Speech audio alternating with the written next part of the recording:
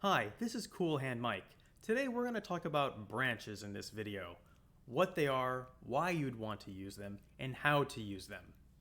Branches are a full movie file's worth of inputs. So when you create a new branch, you are taking all of the existing input for a movie file and moving it over to a new branch. Now, why would you use this? When making a TAS, there are many events that may have multiple ways of getting past them, but only one way will probably be the fastest way of doing it. So the path branches, and you are going to trim the other branches that are not the fastest path. So, for example, here I jumped over this ninja, and I have another one right here, and I want to get past him. I could jump over him, I could kill him, or I could walk past him. Well, you won't know which way is the fastest way unless you try it. So first, we need to have BizHawk open. Go to load up a movie file in TasStudio, or make a new one. And we are going to make a branch over here in this branches section over here.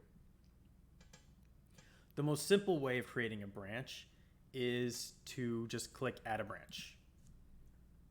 And if you wanted to edit the text, you can put in something here. I'm going to name this the original branch, just to save. Now we are going to make our next way of testing this. So we're going to try jumping over this guy. So on landing, we want to jump and see how that works. Nope. That does not look like it's going to work, but I am going to save and keep this branch. Notice that I clicked the Add Branch with text button there with the pencil, which is what I suggest you use, because knowing what the branch is very important if you start having a lot of branches. I am going to name this one Jump. Okay. So we have a jump branch. Now we are going to test another one. We are going to try attacking, killing this guy. Okay, he stopped moving, so that doesn't look like it's what I want. But I'm going to go ahead and save it. Through the use of a hotkey here, you select this window and click Alt Insert, and it creates this new branch over here. I'm going to go ahead and change the text to kill. And there is one other way that I can think of, is just to walk past, and it looks like it works. And I am going to use the save state hotkey for saving a new state. If you save a state that is past the, like for here, it would be F3 in that slot. But if you saved in F4, it would just be the same thing. So I'm going to do Shift F3 to create a new branch. And I'm also going to edit the text on this one as just walk.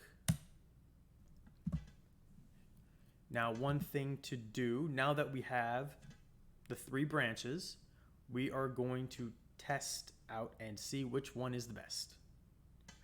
Now, the best way that you can tell, a very easy way, is to make sure if you have RAM Watch and you have the values in here, and you have this on settings, display watches on screen, you can see these values right over here on the top left of the window, the X values and the Y values.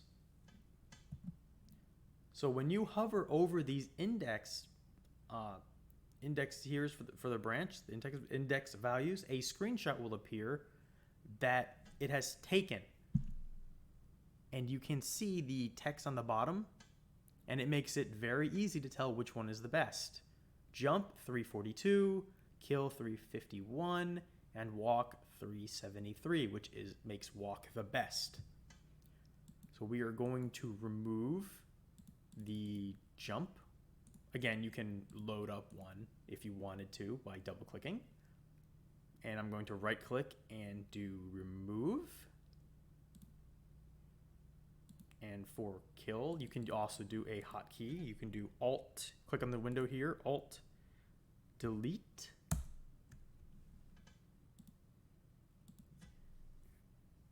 And I'm going to save it there. Oh wait, I did not load up walk. Okay, there we go. We have walk. And I'm going to delete, save this here. And this is, we do not need the original. Walk is the best. And that would be how to find a shortest path using branches. Now let's look at the undo. If you wanted to test multiple inputs, I'm just going to create a new branch. First, let me make the original because I liked this one, which was the best. Test multiple inputs. All right, I'm going to hold left. And as you can see, there is some unusual behavior. If you were not aware of that, you'd want to save it in order to look at it later. The ninja is not meant to be spinning on the ground like this. But instead of saving, let's say you loaded the original branch and you would lose those changes. Well, you can do this undo branch load, which undoes the branch load. The branch history is different from the normal action history. Here, I'm just going to click it, and you can get these back. Control Z would not do that. Control Z is normal actions that you do within the branch, just so you're aware of that. There's a couple other buttons here which you may want to look at. The jump to branch frame. Let's say you're playing it and you want to go back to the starting branch frame. You could just click here and it'll go back. Alternatively, you could just load the branch.